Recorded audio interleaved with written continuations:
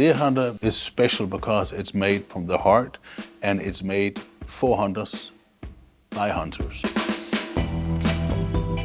Deerhunter started in 1985 and now make a range of clothing to satisfy every hunter. These products are made across the world, but it's all distributed from its home in Denmark. So here we are in Denmark at the Deerhunter distribution centre. Deerhunter, one of the largest manufacturers of hunting clothing in Europe, and this is certainly the largest distribution centre of any hunting product we have. Not only do Deerhunter make brilliant workwear for hunters and hunting clothing, they're also a supporter of the NGO, helping us to fight for the things you love.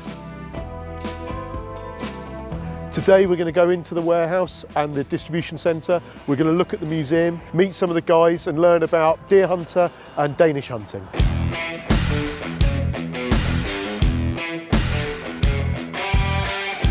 Walking into this huge building, I didn't know what to expect. But I was greeted by the wonderful team and taken for a quick tour. Every room was spotless and needlessly well lit, whether that was the storage rooms or the offices. Before long, we ran into Lars, the big boss here at Deerhunter. Quality is very important for us. We have more than, let's say, 90 years experience of production and more years of textile. And this is why we know what quality stands for, and we stand also for the guarantee if something is. We don't back out. We want to solve if there is. Deerhunter started there in 1985 because my father was down visiting a manufacturer of a fabric that we were using on our workwear. And the guy told my father, said, "Mr. Engel, why do you not make your own hunting clothing when you're a hunter? You do all other clothing." This is how it started. And then my father took some fabric home and started the business. This was my first time in Denmark, and I wanted to explore the differences between Danish and English hunting. It's to better understand the culture and the brand.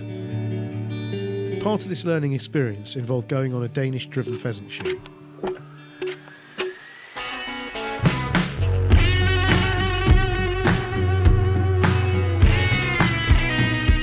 Danish hunting is very similar to British way of hunting in many respects. We've got lots of stalking because we have plenty of deer population here, red deer, roe deer, fallow deer and sika. And then we do like our wing shooting as well. So we do a lot of driven pheasant hunts, partridge, do a bit of woodcock, some pigeon, definitely lots of waterfowl.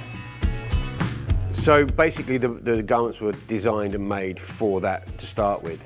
Now we're looking worldwide. So in the UK you like a lot of green, you like a bit of camo. In France they like orange, so they have to use orange for their driven hunts. So we do some orange for them. The Italians, they like the lighter garments, the Spanish the same. So we're trying to accommodate everybody in what we do.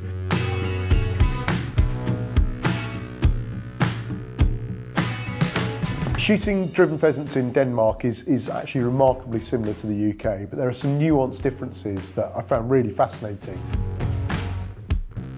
Much like in a driven large game hunt in Europe, you do have the horns at the start of the day. So there were three guys playing you into the hunt, which was really nice. It's a good way of telling you that you're about to do something quite special.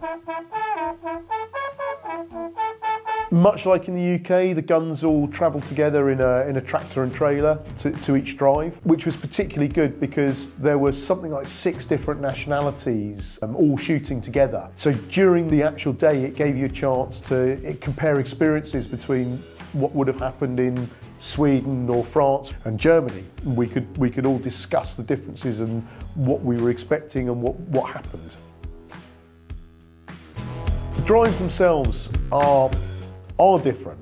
It would be very, very similar to sort of the mid-fens. The topography is very flat, very, very flat, with small copses that they draw the birds into and then drive them out of. And if you were in the funnel where the birds came, you got a lot of shooting. But if you're in outside of that, there wasn't so much. And they didn't try and spread the birds down the line like a gamekeeper in the UK would, which was quite interesting. Also, the number of guns from a UK perspective, to have 15 guns on pegs was different.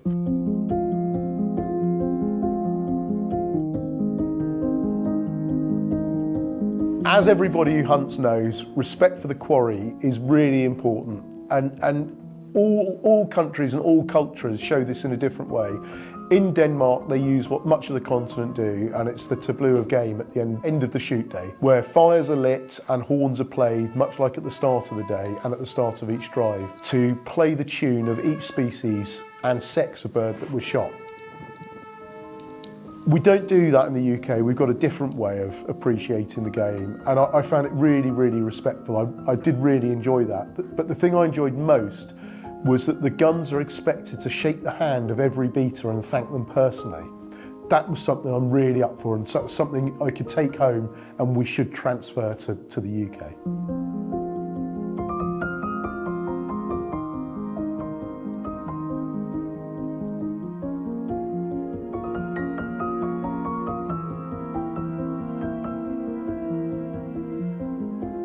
Danish hunting is a very mixed thing, because in Denmark you can hunt on very small areas.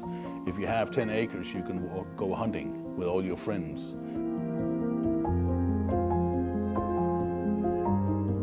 Danish hunt, it is socializing, shooting ducks, pheasants, roe deer also. Community is such a common theme through hunters across the world, and is a driving force in why many of us are so passionate about what we do. Anyway, it's time to get back to the factory.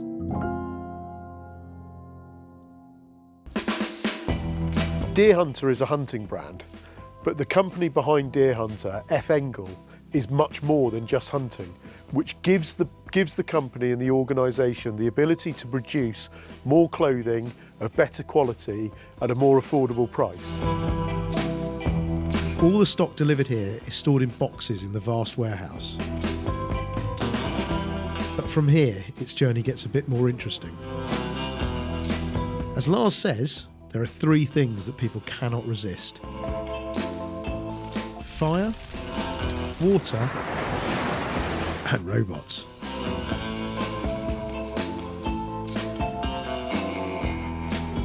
So someone places an order with Deerhunter. Yep. What happens then? You've got this amazing warehouse. When the process is that we receive the order, it's typed in the sales department or automatically gone through our computer system. So that means when we are sleeping at night, the robots can forward the orders to us, that they can adjust so it gets easier down to the packing table. And it's really that everything you see behind us here, there's 68,000 boxes integrated in a level on 16 boxes on top of each other. It's what you call a chaos warehouse. It's of our workwear, Engel workwear, it's Sunville men's trousers and Deerhunter, all mixed into one warehouse. In about 2 months, we will do the next process of the next warehouse on the other side for 66,000 boxes more. You talked about a chaos warehouse. Yes. You don't mean that. There is actually yeah. Everything goes on a barcode, everything knows where it's going. You and I, we couldn't go out and say we want to pick that out there. Those 68,000 boxes, we'll never find it. If we took the old warehouse and you asked me, Lars, could you get this jacket for me? I could do it like that, because I knew where it was. On the hallway, I'd open the box, take it out. But here, everything is taken out of the boxes and put into these plastic boxes like this. And there are 68,000 boxes like this in this system here. And each box is the size it can take 35 kilos weight. How does the robot get to the bottom box? It digs. It digs. It digs. If you see here, there are teeth on the side here. These teeth go down in the side of the box. In each corner, you see the holes. Yeah.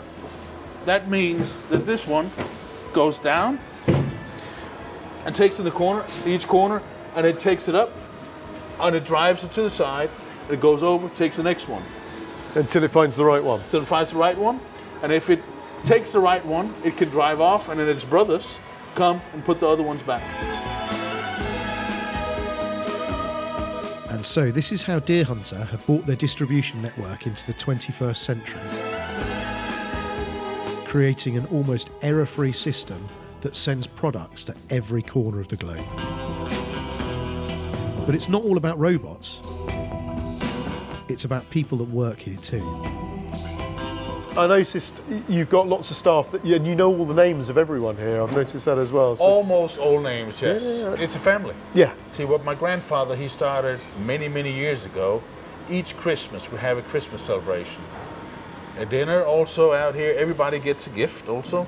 But then we hold each other's hands, sing Christmas carol songs, and go around the Christmas tree with everybody. That's fantastic. So this is traditions, and we are very much a family tradition company, and we are there for the staff and also for their families. That's what we've been always. We left the robots and went to see the rest of the facility. All the way from the custom workwear section, through to the warranty repair site, to the vast automated racks of Sunwell, ending up in the small deer hunter museum downstairs. I've got to say, I really learned a huge amount on this trip.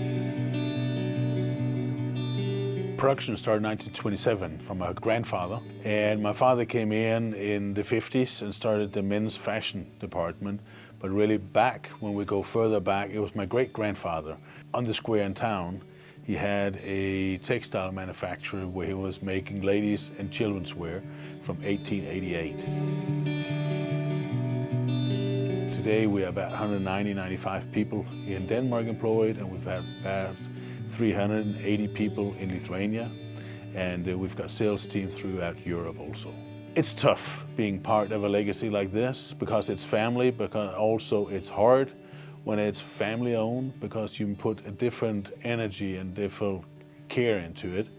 But it is great to see that we are going into the 5th generation now. My son, he has just started in the company here at the beginning of the year, and he's selling workwear. And I must say, we are proud being a 100% owned, family-owned company.